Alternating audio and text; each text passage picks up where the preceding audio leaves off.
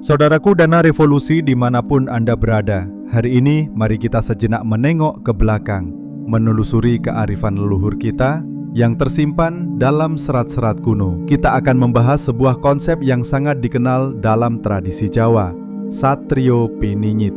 Siapa sejatinya sosok ini? Dan pesan apa yang ingin disampaikan para leluhur melalui gambaran ini? Konsep Satrio Piningit sering muncul sebagai harapan akan datangnya seorang pemimpin agung yang akan membawa keadilan dan kemakmuran. Gambaran ini tertulis dalam berbagai karya sastra klasik, salah satunya adalah Serat Kalatida, sebuah karya monumental dari Rangga Warsita. Mari kita kupas satu persatu ciri-ciri yang sering disebut dan renungkan bersama makna di baliknya agar kita senantiasa eling lan waspada. 1. Datangnya tanpa sarana dan penuh halangan di masa muda. Dikisahkan bahwa Satrio Piningit ini datangnya tanpa sarana apa-apa, tidak pernah menonjol sebelumnya. Istilah dalam Jawa tanpa sangkan paraning dumadi artinya tidak diketahui asal-usulnya secara mencolok atau bukan dari garis keturunan yang menonjol secara politik atau materi. Bahkan pada masa mudanya, ia banyak mengalami halangan dan rintangan dalam hidupnya, akeh rubeda. Namun, dari segala kesulitan itu, atas izin Tuhan Yang Maha Kuasa, ia justru akan tumbuh dan menjadi pemimpin yang berbudi luhur. Pesan apa yang bisa kita petik di sini?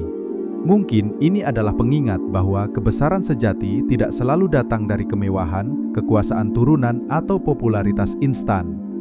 Seringkali, justru dari tempaan kesulitan dan pahitnya pengalaman hiduplah karakter, kebijaksanaan, dan empati seorang pemimpin sejati terbentuk.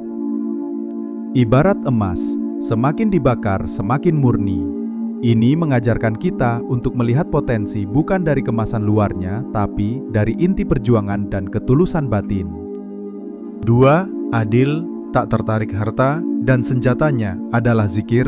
Selanjutnya, digambarkan bahwa sosok ini mempunyai sifat adil, paramarta, yang artinya mampu menempatkan segala sesuatu pada tempatnya, tidak memihak dan mengutamakan kebenaran. Ia juga lumuh marin berana arta, tidak tertarik dengan harta benda atau kekayaan duniawi. Ini adalah gambaran tentang integritas yang tinggi. Ia bahkan dijuluki Sultan Eru Cakra, sebuah nama yang mengisyaratkan pemimpin yang memiliki wahyu atau pencerahan batin, membawa cahaya kebenaran. Yang paling menarik, ia tidak mengandalkan bala bantuan manusia semata, tan ngadu bala manungsa, melainkan mung sirolah prajuritnya, pasukan Allah, dan senjatanya hanyalah zikir. Artinya, kekuatannya berasal dari keyakinan yang mendalam dan kedekatan spiritual dengan Sang Pencipta. Dengan kekuatan batin dan spiritual inilah, musuh-musuh keadilan akan rerep sirep sirna, padam, dan lenyap tanpa perlawanan berarti. Ini adalah cerminan dari kekuatan internal yang melampaui kekuatan fisik atau material. 3. Hidup sederhana, pajak rendah, dan kemakmuran untuk rakyat. Dalam serat disebutkan, semua musuhnya dimusnahkan oleh sang pemimpin demi kesejahteraan negara dan kemakmuran semuanya, harjaning jagat sadaya. Hidupnya digambarkan sangat sederhana, dahare jroning sawarsa, dan wangeni katahira, pitung rayal ika, tan karsa lamun luwiha. Ini berarti, dalam setahun pun ia hanya membatasi penghasilannya pada jumlah yang sangat sederhana, tidak mau menerima lebih dari yang ia butuhkan. Ini melambangkan sikap qanaah dan keteladanan yang paling kentara dampaknya bagi rakyat. Dijelaskan bahwa bumi sakjung pajegira, amung sadinar sawarsa. Artinya, pajak untuk orang kecil sangat rendah nilainya, bahkan mungkin hanya setara 1 dinar per tahun. Akibatnya, wong cilik sama ayam enake tisira, dene murah sandang teda, orang kecil hidup tentram dan damai karena sandang dan pangan menjadi murah. Ini adalah visi kepemimpinan yang berpihak pada rakyat kecil, mengutamakan pemerataan kesejahteraan, dan memastikan kebutuhan dasar masyarakat terpenuhi dengan mudah dan tanpa beban.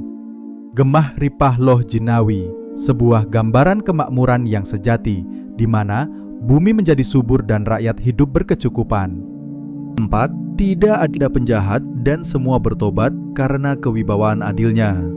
Ciri terakhir yang digambarkan adalah bahwa di masa kepemimpinannya, Tanna Dursila Durjana, tidak ada lagi penjahat atau orang yang berbuat kejahatan. Semuanya akan pada martobat nalangas, bertobat dengan tulus dan merasa takut dengan Wedi Wilating Nata, yaitu kewibawaan sang pemimpin yang sangat adil dan bijaksana. Adil asing paramarta, keadilannya sangat luar biasa dan tidak memihak. Bahkan, bumi yang dulunya gersang akan menjadi subur kembali dan makmur, bumi petik akukuta, di mana setiap jengkal tanah menghasilkan keberkahan. Ini adalah idealisme tentang sebuah tatanan masyarakat yang damai dan harmonis, di mana keadilan dan kebijaksanaan seorang pemimpin mampu mengubah hati manusia dan membawa pada perbaikan moral secara massal. Kehadiran pemimpin ini membawa rahmat bagi semesta alam, bukan hanya kesejahteraan material, tapi juga spiritual. Eling lan waspada, pesan leluhur dalam simbolisme abadi.